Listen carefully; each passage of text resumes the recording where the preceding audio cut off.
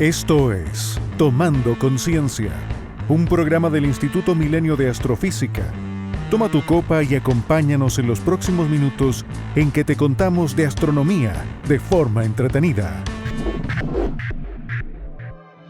Cuarto capítulo de Tomando Conciencia y le damos la bienvenida a todos y todas. Muchas gracias por escucharnos.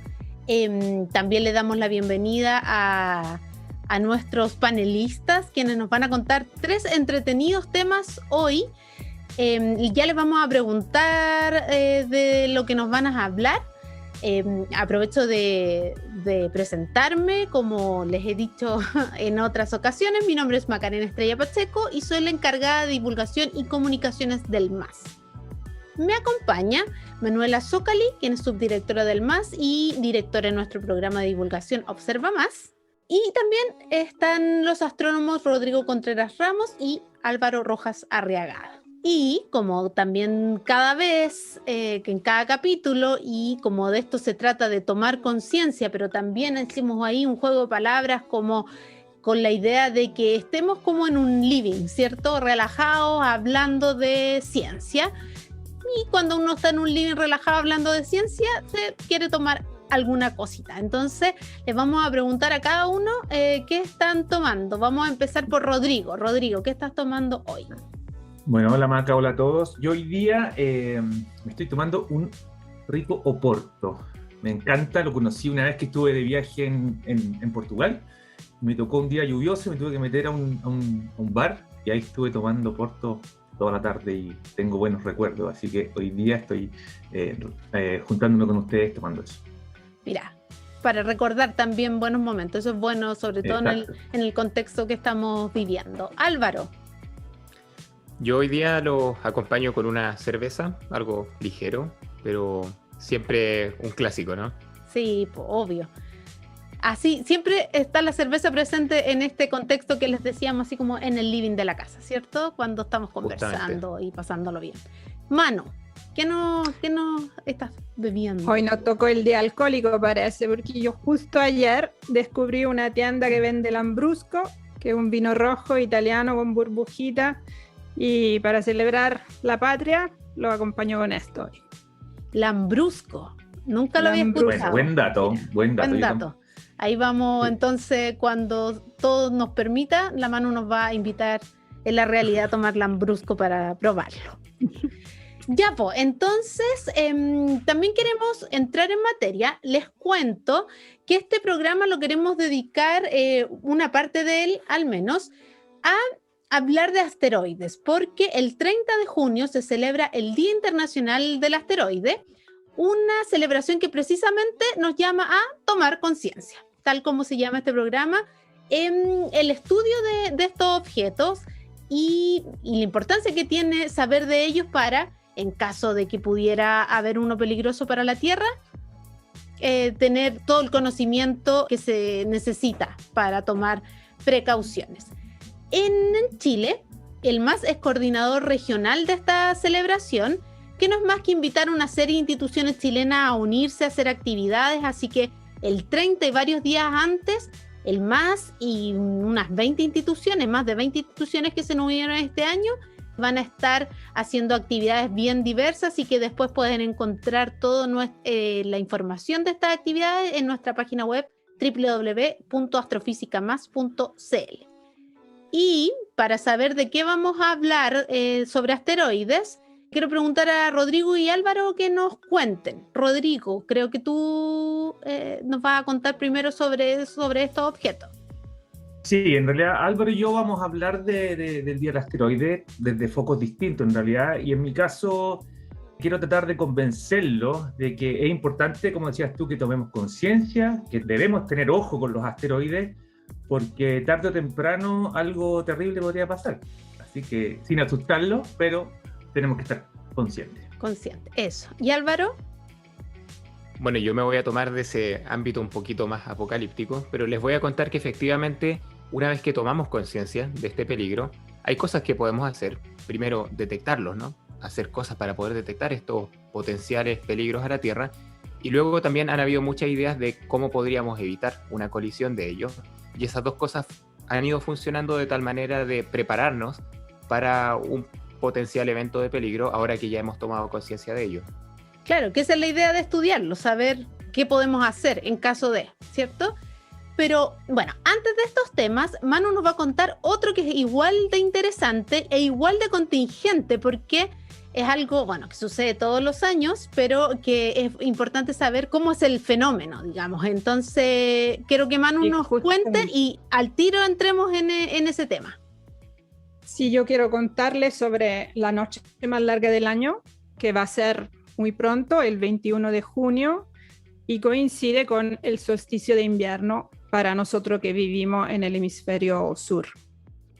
Quiero hablarle de esto porque tiene que ver este fenómeno obviamente con los ciclos del Sol y de la Tierra durante el año, pero también esta fecha en particular ha sido siempre bastante impactante para las civilizaciones y coincide con celebraciones en todas las partes del mundo. Tengo un tremendo desafío, quiero decirle, porque yo suelo explicar esto en mi curso de astronomía para alumnos de primer año, pero lo hago con imágenes, con animaciones, y aquí con la pura palabra va a ser complejo. Así que vamos a ver cómo nos resulta. Vamos a tratar de imaginarnos la Tierra y el Sol en 3 dimensiones en el espacio. Yo creo que todos, incluso los más jóvenes que nos están escuchando, hemos escuchado en el colegio que las estaciones se deben a la inclinación del eje de rotación terrestre con respecto a la órbita de la Tierra. Yo creo que esta frase todos somos capaces de repetirla. ¿Y ahora por qué? Eso es un poquito más complejo. Somos capaces de repetirla, pero no sé si de entenderla. Sí, ¿no? Sí. Oye, pero Manu, yo creo que igual hay un porcentaje que no es menor que cree que las estaciones son porque la Tierra está o más cerca o más lejos del Sol. Sí, efectivamente, lo cual, digámoslo claro, es mentira. Es mentira, obviamente, porque la órbita de la Tierra es un poquito elíptica, pero no tanto, es casi circular, así que la diferencia en distancia es mínima. Y es bastante intuitivo que no puede ser eso, porque sabemos que cuando es invierno en el hemisferio sur, es verano en el hemisferio norte, pero claramente ambos hemisferios están a la misma distancia del Sol, están en la misma Tierra, así que claramente no es eso. Y tampoco es, porque he escuchado esto también, tampoco la inclinación del eje terrestre provoca una diferencia en distancia. No, es una cosa rebuscada, pero es una manera también de tratar de imaginarse eso. Así que vamos a intentar aquí explicar eso. Y para hacerlo voy a robarle una metáfora a Rodrigo. En un podcast anterior, él hizo la analogía de una piscina. Así que vamos a imaginarnos la Tierra, una bolita, que está flotando en una piscina. Entonces, mitad de la Tierra está afuera de la piscina y mitad de la Tierra está dentro del agua. Y la Tierra tiene en esta imagen su eje de rotación vertical. El eje norte-sur está vertical. Así que la Tierra está de pie y la superficie del agua nos ayuda a representar el plano del ecuador. La Tierra está ahí. Obviamente quiero aclarar que estamos haciendo esta metáfora para visualizar el plano del ecuador, pero ustedes tienen que olvidarse del hecho que en la parte de abajo hay agua, ¿no? Que podríamos llegar a pensar que es invierno porque el agua no deja pasar los rayos del sol, porque está mojado. Así que no, olvídense de que haya una diferencia entre los dos hemisferios porque en uno hay agua y en el otro no. El agua borrémosla, quedémonos solamente con la superficie, que simplemente nos ayuda a visualizar un plano.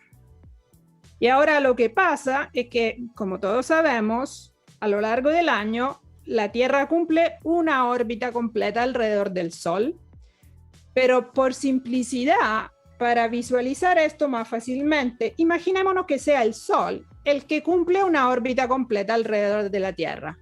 Los antiguos se demoraron miles de años en entender cuál de los dos se movía alrededor de cuál, y eso es porque para los efectos prácticos, para casi todos los efectos prácticos, da lo mismo.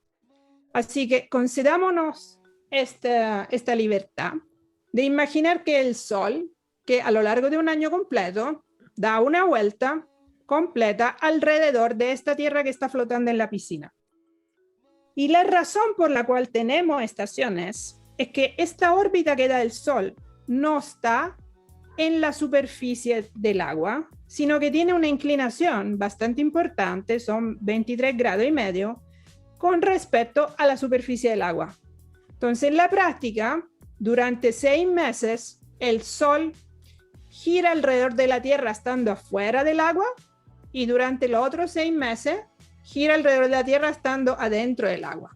Es como una especie de delfín que salta hacia afuera, se aleja desde la superficie del agua y después se da la vuelta y vuelve a acercarse a la superficie del agua hasta que se tira un piquero y entra en el agua y nada hacia abajo un buen rato, después se da la vuelta y vuelve a nadar hacia la superficie.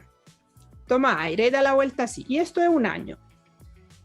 Esto nos ayuda, espero, a entender que cuando el Sol está afuera del agua, alejándose desde la superficie del agua, ilumina y calienta más directamente a la gente que vive en el hemisferio norte de la Tierra.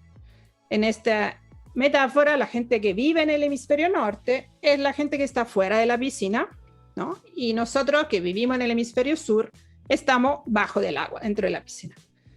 Entonces, cuando el Sol está en la parte de su órbita que está fuera de la piscina, ilumina directamente y calienta mucho más a la gente que vive en el hemisferio norte, y cuando se mete dentro del agua, nadando hacia abajo, ilumina y calienta más directamente la gente que vive en el hemisferio sur.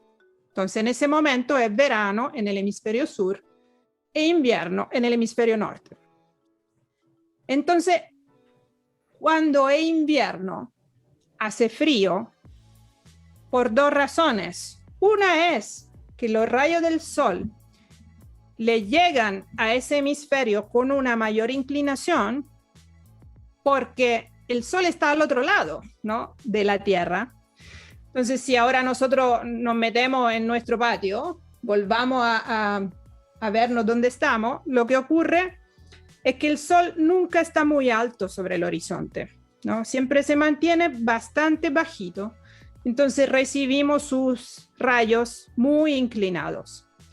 Esta es una razón, y la otra, ligada a eso, se debe al mismo fenómeno, es que el día, o sea, la cantidad de horas de luz es cortito en invierno. Y eso es porque, una manera de verlo, es que dado que el Sol está, por ejemplo, para nosotros que estamos en el hemisferio sur, dado que el Sol está afuera de la piscina, está en la parte de afuera, para nosotros está tapado por la Tierra muchas horas. Está tapado por la Tierra significa está debajo del horizonte, literalmente tapado por la Tierra por muchas horas. Y todos sabemos que entonces desde marzo hacia junio los días se van acortando y la noche se va alargando porque el Sol está en el hemisferio norte, está fuera de la piscina y para nosotros la Tierra lo tapa mucho tiempo. Lo que ocurre en particular el 21 de junio es que el Sol se da la vuelta. Estaba nadando fuera de la piscina en el hemisferio norte, se da la vuelta y empieza a nadar de nuevo hacia la superficie para después tirarse el piquero y volver a nosotros. El 21 de junio es la noche más larga del año para nosotros, pero lo que hace el Sol para darse la vuelta es que frena, justamente como uno intuitivamente se podía imaginar. Se está avanzando en una dirección, para darse la vuelta tiene que primero parar y después darse la vuelta. Entonces, por varios días, unos 3-4 días, el Sol parece estático, porque está frenando para darse la vuelta. Y de aquí deriva la palabra solstitium, en latín significa sol estacionario. Si bien formalmente la noche más larga del año es el 21 de junio, el 22 de junio la noche un poquito más larga, un poquito más corta, perdón, pero solamente por un segundo. Nadie se daría cuenta realmente. Es solamente el 24 de junio que la noche empieza a ser más corta por 1 minuto entero. Entonces ahí es donde la gente se da cuenta que hubo un cambio realmente. ¿Y qué fue este cambio? Fue que la noche se empezó a cortar y el día se empezó a alargar. Y es un susto que pasa si nosotros logramos imaginarnos cómo deberían sentirse los pueblos más antiguos, más primitivos. Veían que la noche se alargaba, el día se acortaba, empezaba a venir el frío, se empezaban a desesperar. Y de repente el sol se detiene, justo en el momento peor, justo cuando la noche parece eterna y hace frío, el sol se detiene, chuta, ¿y qué pasa si se queda ahí? Hasta que se da la vuelta. Y el día se vuelve a alargar, la noche se vuelve a achicar. Obviamente es un día de fiesta. Nos dice que el periodo malo terminó y empieza el periodo bueno. Todas las civilizaciones celebran este día.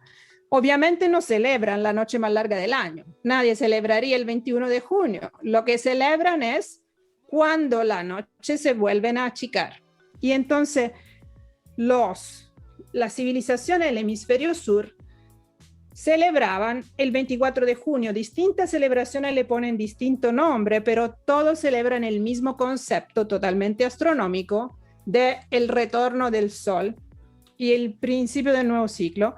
Y obviamente las civilizaciones del hemisferio norte celebran su propio solsticio de invierno, o mejor dicho, el término del solsticio de invierno, que es el 24-25 de diciembre. A todos nos suena esa fecha, ¿verdad? ¿Qué celebramos? Celebramos que llegó un Salvador, algo que nos salva de las tinieblas y que nos devuelve la luz. Es súper potente la metáfora para indicar que estamos realmente celebrando el fin de la época oscura. Ahora, quiero completar este concepto diciendo que obviamente nosotros, chilenos y latinoamericanos, fuimos colonizados por los europeos, entonces celebramos la Navidad, que realmente no tiene ninguna conexión con lo que ocurre en la naturaleza aquí en Chile, pero los pueblos originarios celebraban y algunos celebran el Huetripantu, que es el principio del Año Nuevo mapuche. Justo es el 23, 24, 25 de junio y es la celebración que tiene que ver con lo que ocurre en la naturaleza. Es interesante que algunos indígenas de Chile, por ejemplo, los de Chiloé, tengo amigos ahí que me cuentan que también celebraban estos días, pero cuando llegaron los europeos, mezclaron eso con los relatos de la Iglesia Católica. Entonces, ahora celebran la noche de San Juan, que es el 24 de junio. En el fondo siguieron celebrando lo que celebraban, lo que tiene sentido celebrar desde un punto de vista astronómico y natural, pero se lo atribuyen a San Juan para hacer una conexión con la tradición católica. Que al final se tomaron fechas que tenían sentido para los pueblos colonizados y los... Tengo que decir una cosa más, porque hay un punto que resulta muy poco intuitivo para mí, por lo menos al principio, y es que ese día que vuelve la luz, uno podría pensar intuitivamente que empieza la primavera, ¿no? Porque vuelve el sol, se empiezan a alargar los días y a cortar las noches, pero no, empieza el invierno. ¿Y por qué entonces, si el sol vuelve a acercarse y el día vuelve a alargarse, por qué está empezando la temporada más fría del año? La razón por qué se da esto es que nuestra atmósfera se demora en calentarse y se demora en enfriarse. Entonces hace un efecto invernadero, se llama, pero digamos, provoca un desfase entre lo que pasa con el sol y la temperatura. Una manera de convencernos y de entender por qué así es mirar la app del tiempo de nuestro celular. Todos podemos ver cómo va a variar la temperatura durante la hora del día y nos podemos fijar que el momento más frío del día no es la medianoche, sino que es justo antes de la madrugada. ¿Por qué eso? Porque la atmósfera de la Tierra, que acumuló calor durante el día, solamente lo pierde durante la noche.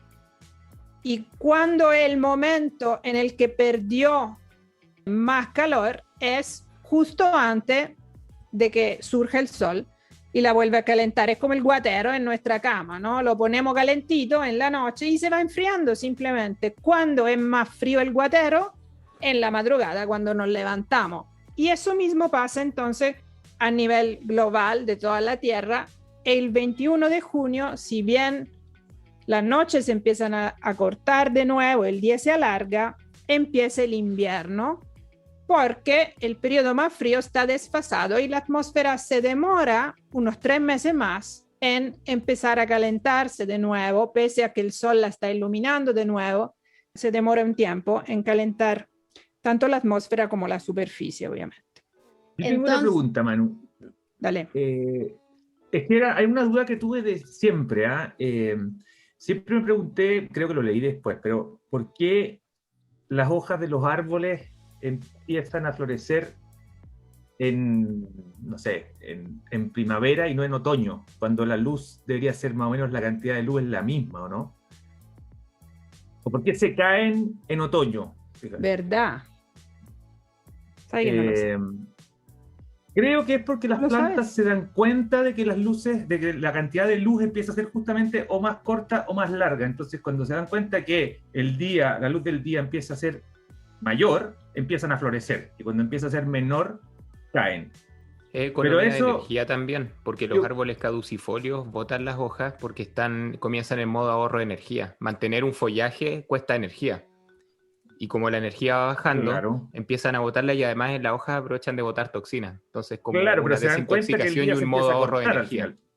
O sea, el punto es que detectan en qué dirección vamos. No solamente cuánta energía tiene, sino que se está achicando. Exacto. Pero es que bajo ese punto de vista, según lo que estabas diciendo, claro, las hojas deberían empezar a florecer el 21 de junio. Pero en realidad no es así. Sino que empieza 3 meses. Debe ser por este atraso que estás diciendo tú, algo así. Sí, yo creo que tiene que tener un rol la temperatura, además de la luz, y la temperatura es lo que se demora. La luz vuelve, pero no va asociada en fase el aumento de temperatura, sino que va desfasado. Claro, si hay algún botánico escuchándonos, también lo invitamos a que nos deje los comentarios y nos dé la explicación de por qué pasa esto en las plantas. Quiero contarle que hay cosas que obviamente en esos podcasts no logramos cubrir, hay dudas que no logramos despejar completamente, pero le pondremos algunos links en nuestra página web en www.astrofisicamás.cl. En la página de los podcasts, ahí a partir de ahora vamos a poner unos links sugeridos para profundizar estos temas si es que le interesa. Eso. Imágenes también para ejemplificar las cosas que solo en audio son difíciles de explicar.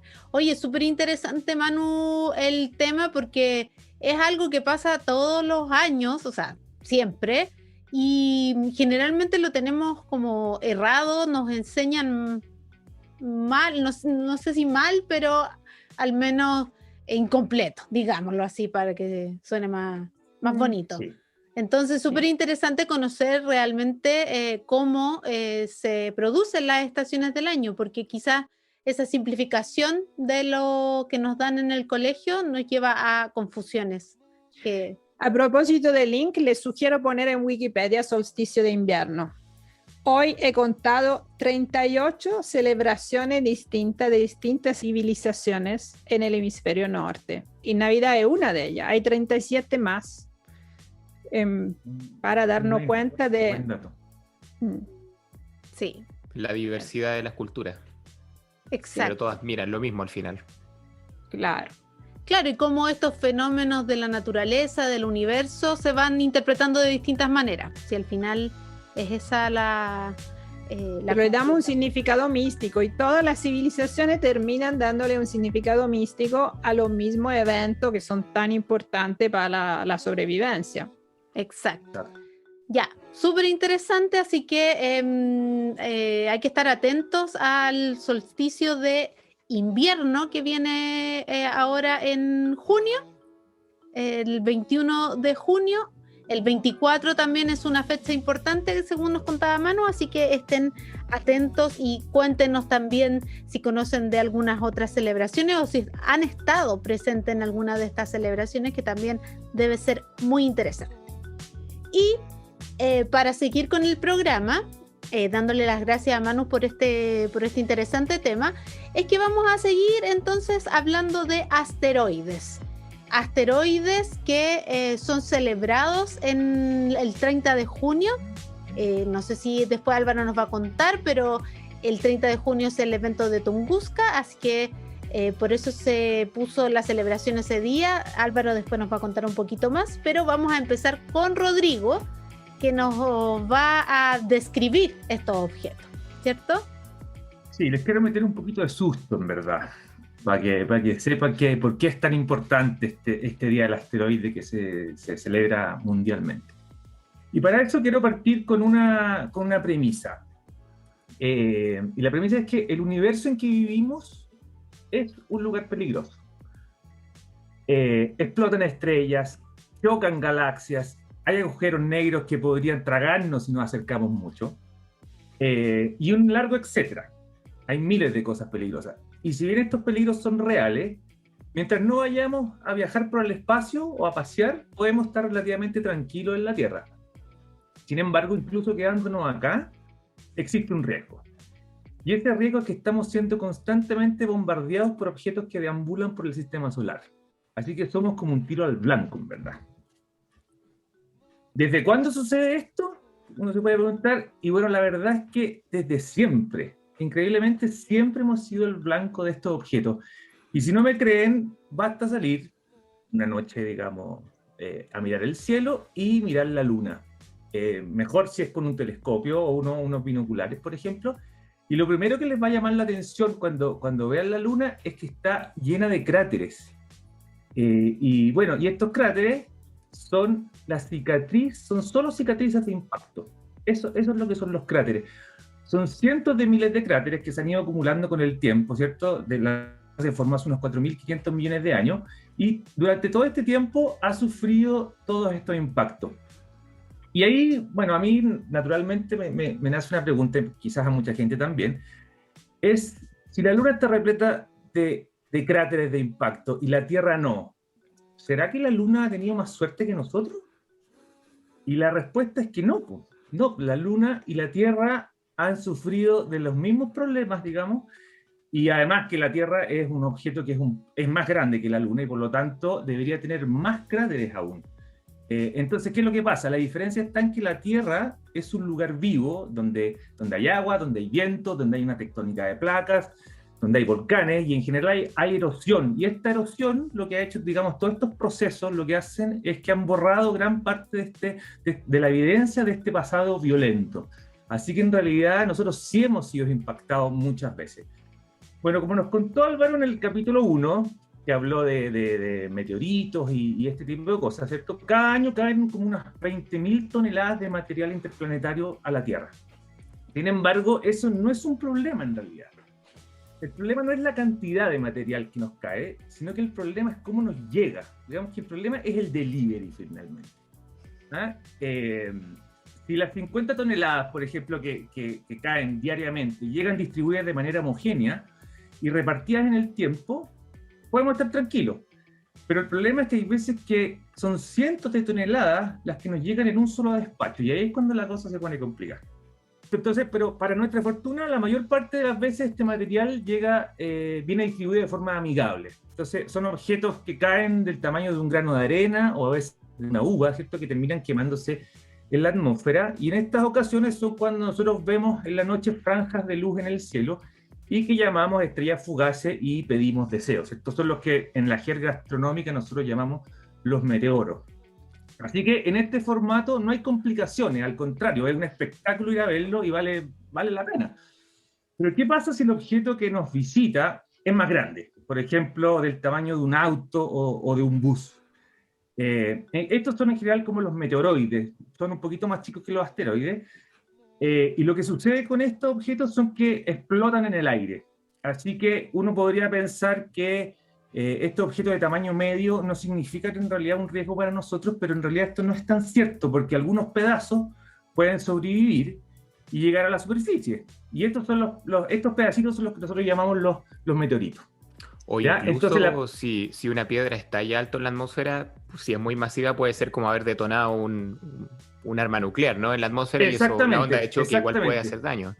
Tal cual. De hecho, ahora voy a llegar a eso porque les voy a contar que no es necesario también que llegue algo a la Tierra para que sea peligroso. Bueno, en este caso, en que si nos llega un pedacito a la Tierra, que es un meteorito, ¿cierto? Que la probabilidad es súper baja de que alguien sea golpeado por un meteorito. Muy, muy baja. Pero así como hay gente que se gana la lotería, hay otros que les ha llegado un cariñito espacial. Pues, y esto, bueno, yo estuve leyendo y no hay muchos casos, hay súper poquitos, pero hay dos. Había una niña en Estados Unidos que estaba durmiendo una siesta y se despertó de un pencazo de un meteorito que le cayó encima. Pues y esa realmente sufrió un daño, le pegó en la cadera, y creo que es la única persona, por lo menos registrada, que ha sido golpeada por uno de estos objetos. Y después creo que hay otro que también cayó en Estados Unidos, que cruzó varios estados y terminó pegándole a un auto. Y esos son los más conocidos. Bueno, el problema al final es, yo creo, cuando uno después tiene que ir al seguro y decirle, oye, mira, me cayó un meteorito arriba, no sé si te la creen, hay que, bueno, a ver qué pasa. No, pero entiendo que ese auto después lo vendió súper caro, así que igual salió favorecida. Buen negocio, sí. De todas maneras, sí, excelente. Es súper famoso entonces ese auto, yo creo. Sí, es como de museo, debe ser de museo. Exacto. Vale el lado positivo a algo que puede haber sido muy, muy terrible. Seguro. Oye, bueno, entonces, volviendo a o retomando lo que nos preguntó Álvaro, es que en realidad no es necesario que estos proyectiles lleguen al suelo para producir daño. Y, por ejemplo, les cuento que en 2013, un objeto más o menos de unos 20 metros cruzó el cielo de la ciudad rusa de Chelyabinsk, y no llegó, si bien llegó un poquito de material al suelo, el daño más, digamos, importante fue debido a una onda expansiva que se produjo por la explosión que tuvo este objeto en el cielo, y que tuvo el equivalente, esto lo busqué, de a 30 bombas atómicas como la que cayó en Hiroshima.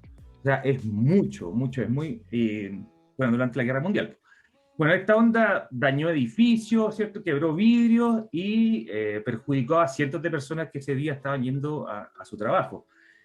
Bueno, este es un evento que ocurre cada más o menos 50 años y es el más importante que tengamos registro después del de Tunguska, que es el que se referían ustedes cuando empezamos a hablar sobre este tema.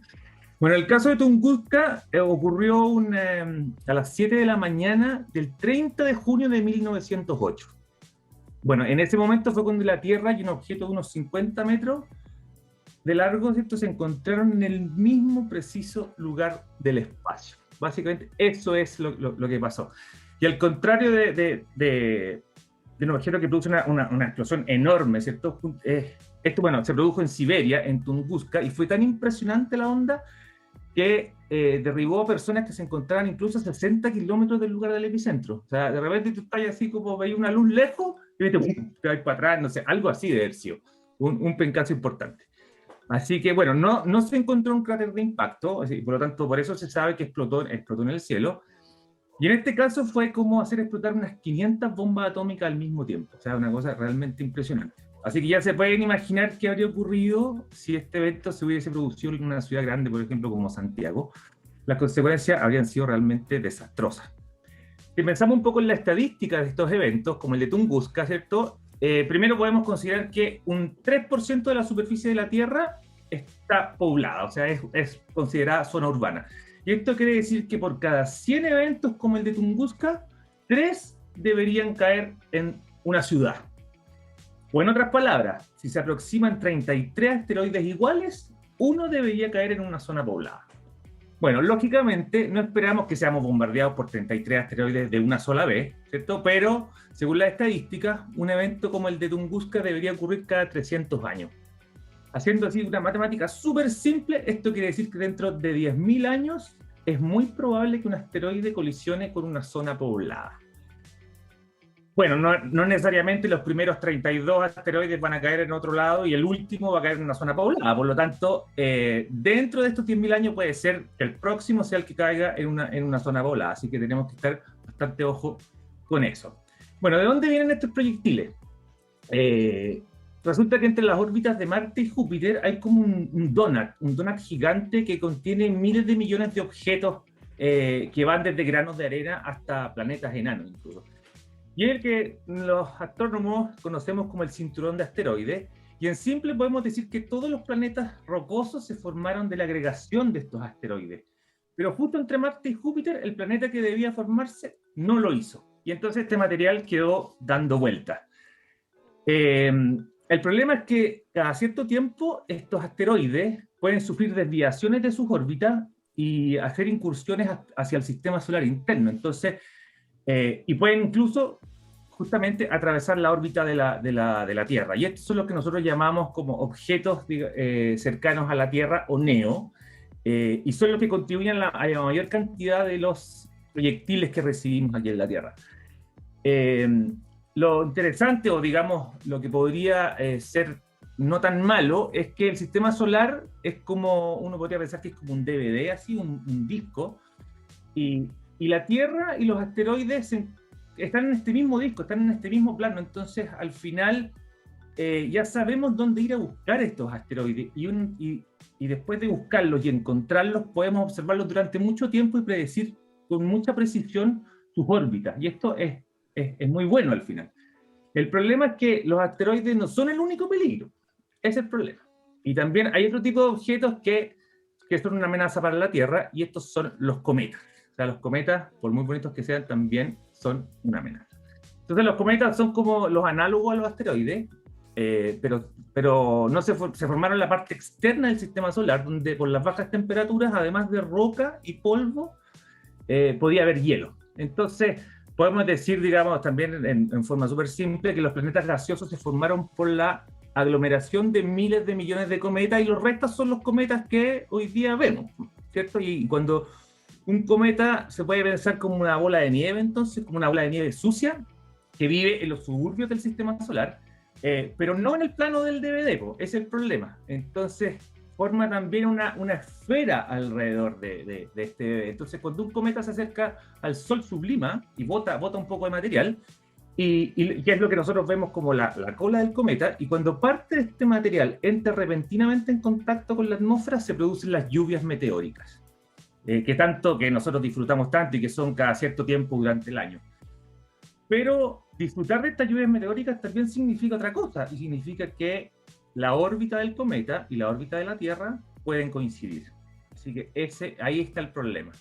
Podrían coincidir en algún momento. Entonces, el problema con los cometas es que son potencialmente más peligrosos que los asteroides, no solo porque vienen de todas partes, ¿cierto? Dijimos que pueden venir de cualquier parte, entonces tenemos que estar monitoreando el cielo en todos lados, sino porque también vienen a mucha velocidad, vienen muy, muy rápido, y velocidad podríamos decir que es energía. O sea, mientras más rápido viene, es más energético, va a ser más fuerte el golpe, y además que pueden ser mucho más grandes. Ese sería digamos, el tercer problema. Pero bueno, lo bueno también es que la probabilidad de que choquemos con un asteroide es bastante más baja, con un cometa, perdón, es bastante más baja que si chocáramos con un asteroide.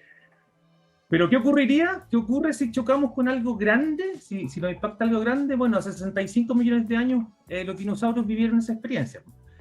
Y una roca más o menos de 10 kilómetros de largo golpeó la Tierra a una velocidad de unas 50 veces más rápida que la bala de un fusil. O sea, muy, muy rápido.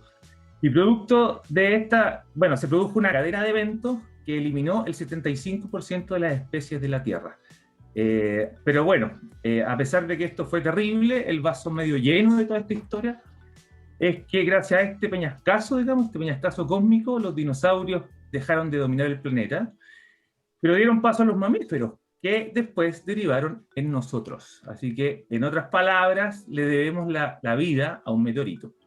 Bueno, este tipo de impacto ocurre más o menos cada 100 millones de años. Cada 100 millones de años debería producirse uno de estos. Bueno, lo que les quería decir es que el 23 de marzo del año 1989, la Tierra se salvó por un pelo de un desastre de proporciones. Un asteroide que más o menos tenía un largo de aproximadamente 1 kilómetro pasó una distancia más o menos de 700.000 kilómetros de la Tierra. 700.000 kilómetros puede parecer mucho, es verdad, ¿cierto? Porque la Luna se encuentra a 380.000 kilómetros, pero si lo miramos desde otra perspectiva, la cosa toma digamos, otro sabor. Porque podemos pensar que este asteroide o cometa atravesó la posición exacta de la Tierra que tenía 6 horas antes. O sea, por una diferencia de 6 horas no se produjo este impacto. Así que, dentro de todo, es algo que a uno le da un poquito susto pensarlo así. Bueno, un poco resumiendo, ¿qué tan peligrosos son los cometas y los asteroides hoy? Estadísticamente hablando, puede que la respuesta no sea tan alentadora, porque la probabilidad de que un impacto, digamos, devastador ocurra es del 100%. O sea, 100% seguro va a ocurrir un impacto importante. Y el problema es que no sabemos cuándo. Ese es el punto. Por eso el llamado un poco es a tomar conciencia. Si dejamos pasar suficiente tiempo y no hacemos nada, es 100% probable que terminemos como los dinosaurios. Pero hay una diferencia clave entre los dinosaurios y nosotros, que es la que, digamos, puede evitar que dentro de algunos millones de años nosotros terminemos en un museo, ¿cierto? Nuestros huesos terminen en un museo y todos, digamos, nos vean como el resultado de este impacto. Y es que los dinosaurios no tenían un programa para detectar y monitorear asteroides. En cambio, nosotros sí lo tenemos.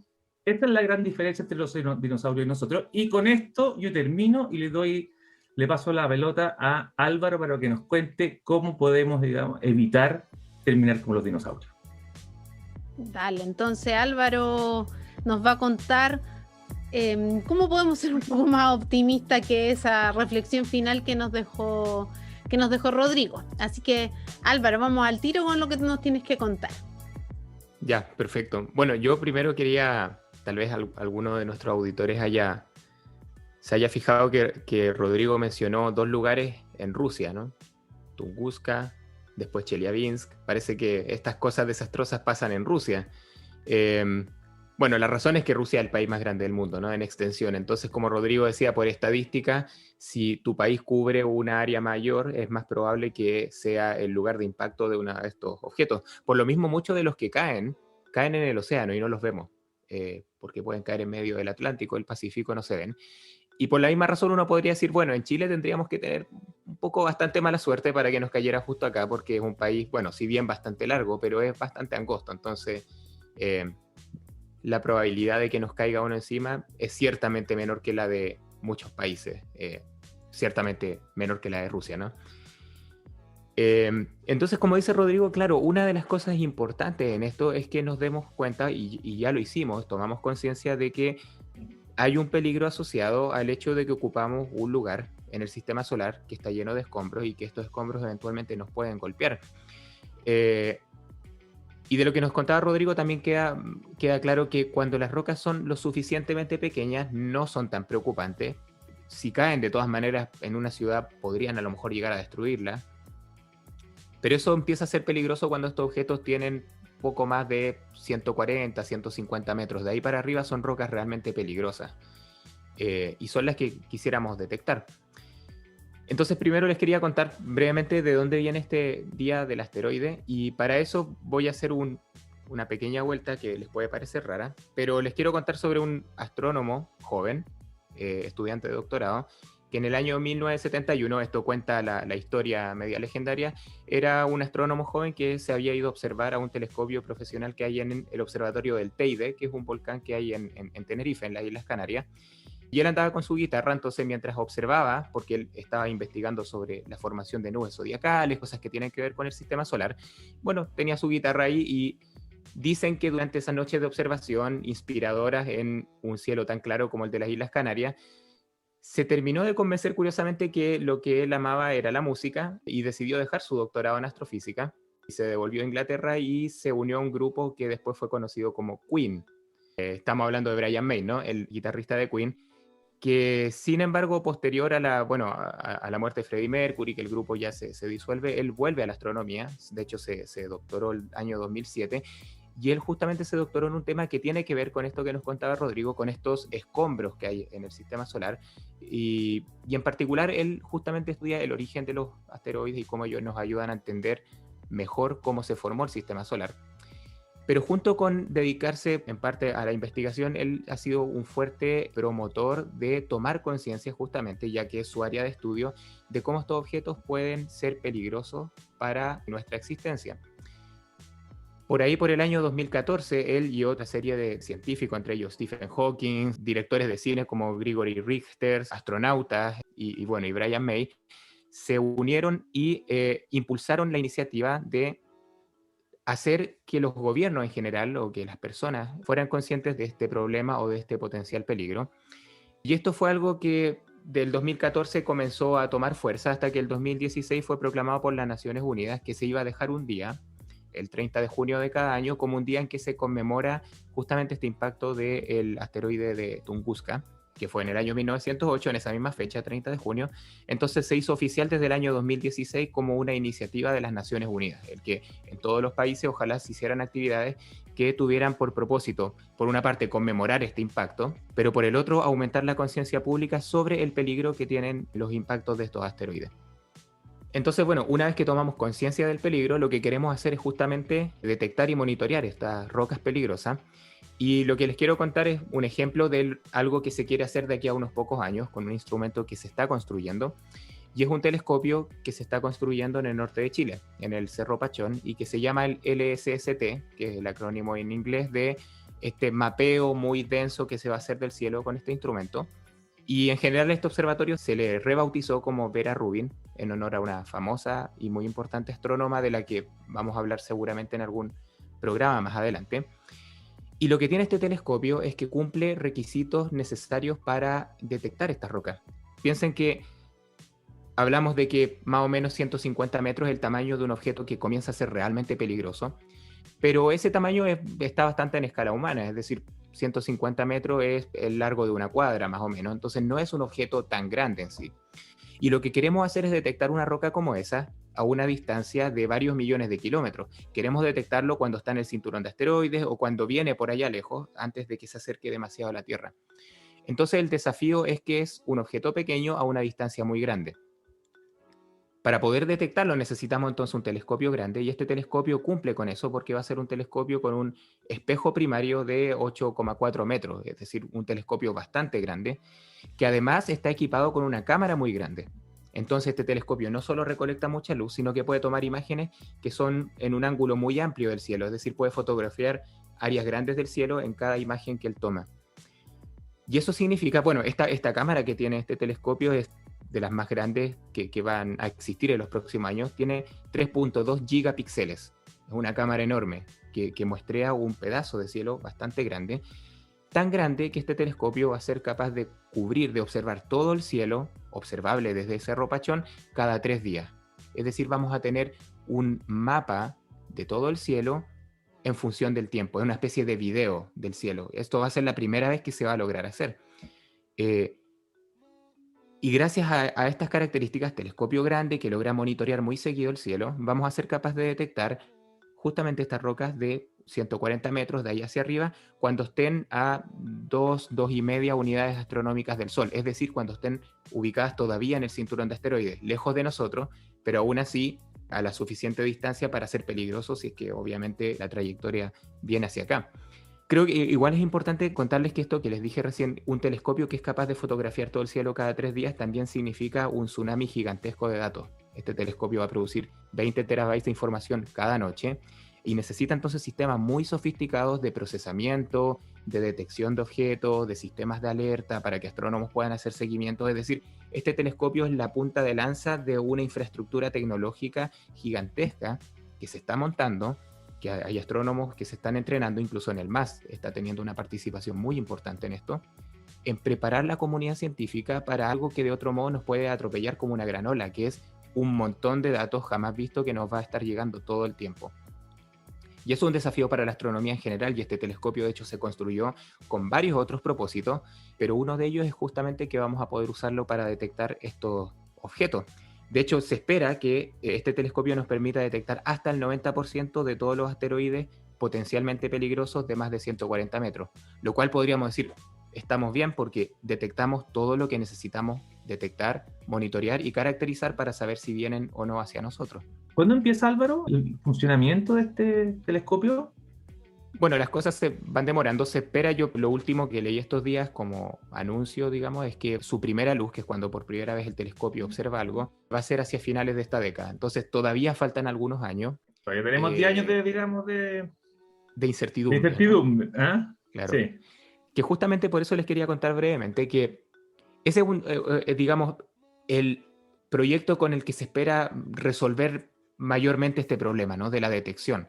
Pero obviamente la gente ha estado haciendo cosas desde que empezamos a tomar conciencia de esto, y les quiero contar brevemente que existen de hecho otras iniciativas más pequeñas que ya están funcionando, y una de ellas se llama el proyecto Atlas, del cual también el MAS es contributor. Esto se trata, como en el LSST, de un sistema de alerta temprana, es decir, de telescopios que van a monitorear el cielo para avisarnos cuando detecten un asteroide que se mueve. En este caso se trata de telescopios pequeños, de medio metro, que están instalados en varios lugares de la Tierra. Hay 2 instalados en Hawái, hay uno que se va a instalar en Sudáfrica y hay otro que se va a instalar en el norte de Chile, en el Sauce, en Río Hurtado, un observatorio que hay ahí. Atlas y el más 4 es parte se de llama, esto. el de que se va a instalar acá. El Atlas 4, ¿sí? Y estos telescopios son pequeñitos, son medio metro. También cada imagen que ellos toman cubre un gran área del cielo, como 15 veces el diámetro de la Luna, así que si lo piensan es realmente un área grande del cielo. Y también tienen cámaras bastante grandes, 110 megapíxeles, y por lo mismo van a poder tomar imágenes cada 12 minutos, imágenes cortitas de 30 segundos cada 12 minutos, que van a ir monitoreando distintos lugares del cielo para detectar cuando un puntito de luz, que es como se ve un asteroide en el cielo, se mueva a través de las estrellas. Es necesario que las imágenes sean cada 12 minutos porque los asteroides se mueven bastante rápido con respecto a las estrellas. O sea, entre 2 imágenes separadas por 12 minutos uno ya puede detectar que un puntito se movió entre medio de las estrellas. Y esa es una iniciativa que por el momento, hasta que digamos llegue el SST, nos va a permitir detectar, por ejemplo, con un día de anticipación, asteroides que podrían destruir un pueblo. Y uno dice, bueno, no es mucho anticipo, pero por lo menos daría tiempo de decir, bueno, evacuemos, ¿no? Por ejemplo. Nos podría llegar a avisar una semana antes de asteroides que son capaces de destruir ciudades, lo cual, si tenemos una semana para evacuar una ciudad de tamaño mediano, se puede hacer ordenadamente, ¿no? Y podría darnos 3 semanas de aviso de asteroides que podrían destruir algo así como una provincia pequeña. ¿Por qué incrementa el tiempo? Porque claro, mientras más grande el asteroide, más daño hace, pero más brillante es, ¿no? Porque refleja más luz del sol, por lo tanto lo podemos ver un poco antes. Si se fijan, con esto no estamos, digamos, resolviendo el problema, estamos dándonos cuenta que tenemos un problema. Sí, pues, de hecho yo encuentro que falta la mitad ahí porque es como ya, viene uno, no sé, miren para arriba o corran. Claro, ¿qué hacemos, Claro. no? Si viene uno capaz de extinguir los dinosaurios, ¿qué hacemos? ¿Dónde Claro. huimos? Exacto. Ese es el problema, y de hecho en parte es porque estos proyectos que son pequeños, hay otro telescopio que se instaló en el Observatorio de la Silla recientemente, son demostraciones tecnológicas, ¿no? Es probar que efectivamente somos capaces de hacer lo que creemos y estamos prácticamente seguros que vamos a hacer con el LSST, pero el LSST nos va a dar alertas mucho más amplias, ¿no? Porque es más grande el telescopio, por lo tanto vamos, como les contaba hace un momento, observar objetos cuando están en el cinturón de asteroides, es decir, podemos tener años, incluso décadas de anticipación para hacer algo. Y aquí viene la segunda patita del asunto, ¿no? Una vez que descubrimos que hay un objeto peligroso, lo observamos, le calculamos su órbita y nos dimos cuenta que, no sé, el 2032 nos va a impactar, bueno, ¿qué hacemos, no? Llamar a Bruce Willis. En parte se han propuesto muchas cosas, ¿no? Y estas cosas que a veces se ven en el cine no terminan de escaparse demasiado de la realidad.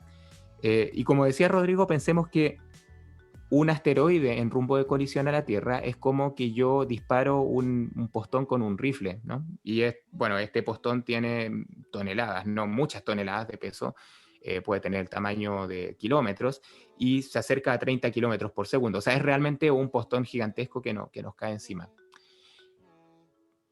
Pero del mismo modo piensen ustedes en lo siguiente: cuando yo disparo con un rifle, un postón, y quiero darle un blanco, es súper fácil si el blanco está, no sé, a 4 o 5 metros, porque no tengo que tomar en cuenta muchas cosas, ¿no? La bala, digamos, el proyectil va derechito al blanco y le puedo achuntar fácilmente. Si yo lo alejo por 200 metros, probablemente, y esto es lo que hace la gente que son disparadores profesionales, no sé, de torneo, tienen incluso que tomar en cuenta los latidos de su corazón, porque cualquier pequeña modificación del momento del disparo puede significar que o le doy al blanco o me equivoco por 2 metros. Incluso si sopla viento, ¿no? Puede desviarme el proyectil en mucha distancia. Entonces aquí lo importante, el concepto general es, descubrimos un asteroide y lo queremos desviar. Lo más importante acá es hacerlo cuanto antes se pueda, porque basta un pequeño empujón cuando el asteroide está muy lejos para que ese efecto acumulado haga que, digamos, el curso de colisión se pierda la Tierra completamente. Oye, pero Álvaro, ¿por qué no tirarle una bomba atómica y destruirlo nomás? Bueno, es que eso podría significar convertir un tiro de rifle en un tiro de escopeta, ¿no? Entonces, si me preguntan, si no tengo opción, yo prefiero que me peguen un tiro con el rifle, ¿no? Porque es una sola bala o un solo proyectil el que me puede llegar. Mientras que si lo hago con una escopeta, entonces ya no tengo un objeto grande, tengo cientos o miles de objetos pequeños, cada uno de ellos potencialmente dañino. Entonces, bueno, por eso lo que queremos evitar es justamente destruirlo. Pero la idea de bombardear, por decirlo así, un asteroide no es tan loca. De hecho, yo estuve buscando los distintos métodos que gente ha planteado de cómo desviar un asteroide, y la verdad es que había mucho más de lo que me esperaba y algunos suenan bastante locos. Entonces, yo les cuento un par acá y invito a nuestros auditores a que se interesaron por este tema, que busquen, y van a ver que cuando a la gente le dan un problema, la gente es muy creativa y da soluciones que uno no se le habría ocurrido, digamos, ni siquiera que busquen o de esta cerveza que inventen, que den yo. ideas también. Sí, claro, cada uno también puede pensar en su idea, porque hay algunas que, aunque suenen muy locas, en realidad no lo son tanto. Por ejemplo, lo de utilizar un artefacto nuclear es una de las posibilidades que se supone que podría llegar a tener mayor eficiencia, pero hay que hacerlo bien. Y esto tiene que ver un poco, o en realidad completamente, con que no necesariamente entendemos cuál es la composición interna de un asteroide típico. Hay asteroides que se sabe que son objetos muy sólidos, mientras que hay otros que se creen que son pilas de escombros, que están débilmente juntas entre ellas y que por lo tanto la densidad promedio es bastante baja, porque es como juntar piedras y entre ellas hay mucho aire, mucho espacio vacío. Entonces, si yo detono mal un objeto, lo que hago es romperlo muy fácilmente. Si el objeto es sólido, claro, solamente lo voy a desviar con la explosión. Entonces hay que estar seguro de que sabemos qué tipo de piedra es la que se nos viene encima. Entonces, una posibilidad que se ha pensado es poder detonar, por ejemplo, un artefacto nuclear. Y para ello no se piensa en grande, ¿no? Hay artefactos que se han pensado del tipo la Tsar bomba, que fue la bomba más potente de hidrógeno que se detonó en la historia, ¿no? Del año 1962. Y bombas de ese tipo se cree que si se hacen estallar a una cierta distancia del objeto, la onda de choque va a ser un poco más amable en empujar el objeto por completo, más que inyectar toda la energía en una sola zona, que podría entonces romperlo. Pero eso depende mucho de la composición. Hay gente que propone que para ciertos tipos de asteroides sería bueno mandar un misil pequeño que hiciera un pequeño cráter y en ese cráter hacer estallar un artefacto nuclear, por ejemplo, para desviarlo. Pero hay otras cosas más que podrían parecer más locas. Por ejemplo, hay otra manera en que se pretende que podríamos desviar la trayectoria de un asteroide, que es lo que se llama un tractor gravitacional, que es poner en órbita, pero por delante del asteroide, piensen dando círculos por delante de un asteroide a un satélite, un cohete, digamos, muy masivo, lo más masivo que se pueda, para que ejerza cierta atracción gravitacional, y mantener este cohete dando vuelta en círculo por delante del asteroide, o por el costado, pensémoslo mejor, y alejándose muy lentamente, cosa que lentamente le vaya pegando un tirón gravitacional y lo va moviendo. Si se fijan, esto toma mucho tiempo, porque no vamos a poder mandar una nave que sea tan masiva como un asteroide, por lo tanto es un efecto muy pequeño que acumulativamente podría desviarlo, y se llama tractor gravitacional justamente porque ese pequeño tirón es como que yo estoy tirándolo con un tractor, ¿no? Pero para eso se necesita tiempo y se necesita que el asteroide esté muy lejos, porque como les contaba al principio, si el disparador del rifle está disparando a 200 metros, el latido del corazón puede hacerlo fallar por 2 metros, pero es porque estamos a 200 metros. Entonces es muy importante también que la distancia sea grande. Les cuento otra más, porque me pareció muy curiosa, que hay gente que propone que de alguna forma uno podría pintar el asteroide, y pintarlo sería rociarlo con algún producto químico, estamos pensando que no son rocas tan grandes, ¿no? Si las rocío con algo que lo vuelve blanco, por ejemplo, un asteroide que es negro, significa que el Sol, con su radiación, va a empujarlo un poquito más que cuando era negro. Entonces, ese efecto acumulativo de mayor presión de radiación, que es lo que se llama en física, que en el fondo que es la luz que te empuja un poquito más, podría ser que también se desvíe la trayectoria del asteroide, pero de nuevo, para eso se necesita que esté muy lejos, ¿no? Para que este efecto muy minúsculo tenga un efecto acumulativo lo suficientemente grande para evitar una colisión directa, que es lo que se quiere evitar finalmente. Oye, Álvaro, y cuando está más cerca, no bastaría, bastaría, digo yo, con que pegarle así como una bola de billar, como pegarle con algún otro objeto, lanzarlo y desviarlo de esa órbita que viene, o sea, que puede colisionar con la Tierra, o eso no se puede hacer. Sería posible hacer, y de hecho es otra de las cosas que han propuesto, que es mandar un proyectil sólido, ¿no? Una cosa muy pesada y hacerla chocar con el objeto para que ese empuje, digamos, por el choque lo desvíe un poquito. De hecho, ese experimento se ha hecho porque hay, de hecho, en una sonda que se llama Impacto Profundo, como es la película, que el año 2005 probó con impactar un proyectil hecho principalmente de cobre de 375 kilos en el cometa Tempel 1, y dejó un cráter, de hecho, como de 150 metros. La verdad no sé si lo lograron desviar mucho porque este era un cometa enorme. Entonces lo que quisieron probar era que era posible mandarle digamos, un misilazo a un cometa. Pero de nuevo, esto depende de la composición. Si es una piedra que es en el fondo una pila de escombros y yo le pego con un proyectil, capaz que lo parta y no logre en realidad empujarlo. Entonces depende mucho de la composición interna. Y bueno, como les decía antes, les invito a los auditores que se hayan interesado, que busquen, porque hay otra cantidad muy grande de propuestas de cómo desviarlo. Lo cual en cierto sentido es muy positivo porque nos dice que no solo tomamos conciencia, no solo estamos preparados para detectarlos y monitorearlos, sino que además tenemos ideas bastante claras de cómo podríamos desviarlos. O sea, en último término, varias detonaciones nucleares y lo movemos, ¿no? Estamos en curso de hacernos cargo de eso como civilización, pero por supuesto hay que progresar mucho en todos los frentes, ¿no? Detectarlos antes, pensar en muchos planes para tener del plan A al plan Z en caso de que esto suceda.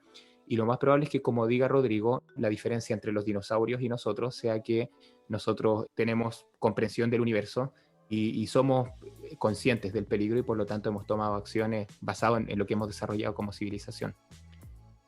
Sí, súper importante tomar conciencia otra vez, decir esto. Y bueno, quizás nos puedes decir así muy cortito, respecto a misiones también que han ido a estudiar asteroides, porque este año la Fundación Asteroid, que es la que nos convoca a todas las instituciones en el mundo, estableció como tema el 25 aniversario del lanzamiento de la nave espacial Near Shoemaker, creo que se dice, no sé si lo dije bien, de la NASA, y en el 2021 3 nuevas misiones a asteroides, que son Lucy de la NASA, NEA Scout y DART. Entonces también hay algunas misiones que están yendo a asteroides para, me imagino, también estudiar la composición, de qué están hechos, etcétera, etcétera, para saber más de estos objetos como tú nos indicabas. Claro, bueno, de hecho esta misión, la Near Shoemaker, aterrizó en el asteroide Eros, que es un asteroide bastante grande del cinturón de asteroides, y la gracia que tiene que fue la primera vez que los estadounidenses aterrizaron en la superficie de otro objeto del sistema solar antes que los rusos o antes que los soviéticos, ¿no? Los soviéticos fueron los primeros en llegar a la Luna, los primeros en llegar a Venus, los primeros en llegar a Marte, y ahora fueron los estadounidenses los primeros que aterrizaron en un asteroide. Y como tú dices, han habido varias misiones más, tanto a cometas, tanto a asteroides como la misión Hayabusa, la misión Rosetta, que de hecho con un cometa durante su aproximación máxima al Sol. Esto fue hace pocos años atrás, 2014. Y la idea de todas estas misiones es entender estos objetos, en algunos casos traerse muestras de vuelta. Y todo esto tiene que ver con algo que les contábamos al principio, que es el hecho de que los asteroides son en el fondo los escombros que quedaron de la formación del sistema solar. Por lo tanto, ellos tienen una historia muy importante que contarnos sobre cuáles eran las condiciones que permitieron que se formaran los planetas. Encapsulan información, digamos, fósil de cómo fue el proceso de formación y la química original de nuestro sistema solar. Y entonces obtener muestras de ello y comprender cómo son nos va a ayudar en el fondo a entender de dónde venimos en un sentido más local. Eso en el sentido de comprensión, ¿no? Que satisface Álvaro, nuestra eterna curiosidad. ¿Y no querrán ir a sacar minerales los gringos? ¿Ah? Bueno, justamente esa, digamos, es la segunda patita, ¿no? Que una vez que comprendemos estos objetos, o ahora que lo hemos comprendido, sabemos que estos contienen cantidades grandísimas de minerales que nos encontramos en la Tierra, como el hierro, níquel, titanio, molibdeno. Piensen en todos los metales, incluso el oro, el platino, que sustentan nuestras economías y que son elementos que justamente existen en la superficie de la Tierra porque hacia el final de la formación del sistema solar, asteroides golpearon la superficie de la Tierra y dejaron repartidas estas cosas. O sea, por eso podemos hacer minería. Planetas como la Tierra se diferenciaron, es decir, cuando se formaron, los metales más pesados, cuando la Tierra estaba fundida, se fueron hacia el núcleo, y por eso la Tierra tiene un núcleo de hierro, níquel y elementos pesados, y todo lo liviano quedó en la corteza. Por lo tanto, a priori no íbamos a encontrar hierro en la corteza, sino porque posterior a eso llegaron asteroides que justamente moldearon nuestra superficie. Pero entonces esos recursos son limitados, pero están, digamos, en forma ilimitada en los asteroides. Un puro asteroide podría significar billones de dólares de material, digamos, útil para la industria humana. Entonces es algo en lo que se ha pensado. De hecho, he visto que hay estimaciones económicas. Hay un par de casos donde han hecho la estimación económica de cuánto vale tal o cual asteroide en términos de lo que contiene. Y es algo que muy a futuro podría permitirnos satisfacer necesidades de materiales, ¿no? Tanto para la Tierra como para posibles colonizaciones fuera de la Tierra, porque los asteroides no solo contienen minerales, también contienen agua, que es muy importante. Agua de la que además se puede producir oxígeno y hidrógeno, es decir, se puede producir combustible para cohetes, y entonces hay toda una economía ahí que está latente, pero que estamos un poquito aún lejos de explotarla porque aún es muy caro llegar a un asteroide. Piensen que el OSIRIS-REx, que fue al asteroide Bennu, para traer 60 gramos de material con propósito científico, significó $1.000 millones en costo de la misión. Entonces, todavía el costo-beneficio está, como pueden ver, súper disparejo. Pero eso es algo que puede cambiar a futuro. Y que va a cambiar probablemente. No sé si quieres terminar con otro tema, o si no vamos despidiendo este Tomando Conciencia. Estamos bien, yo creo que en esa nota un poquito más positiva terminamos, ¿no? Claro, como que sí, los asteroides tienen cosas que nos pueden ayudar. De manera positiva, por eso también le metí susto al principio. Claro. Súper, entonces despedimos este capítulo de Tomando Conciencia recordando que viene el solsticio y que también el 30 de junio es el Día del Asteroide, donde hay muchas actividades. Pueden seguir la página de Twitter del Día del Asteroide en Chile, que es @asteroidday_Chile, y en nuestra página web también van a encontrar toda la información de las actividades que vamos a realizar. Y quiero hacer solo un alcance de algo que dijo Manu, es que también en la página web donde encuentran los podcasts, que es www.astrofisicamás.cl/Tomando Conciencia, les vamos a dejar links y más información para que puedan profundizar en algunos de los temas que hemos hablado. Así que con esa información es que despedimos este capítulo, agradeciéndoles enormemente por estos interesantes temas que nos han traído el día de hoy. Así que muchas gracias, nos escuchamos en el otro capítulo. Chao, chao. Chau, chau. Nos vemos, que estén bien. Esto fue Tomando Conciencia, del Instituto Milenio de Astrofísica. Revive este y otros capítulos en las redes sociales del MAS. Búscanos como @astrofísicamás.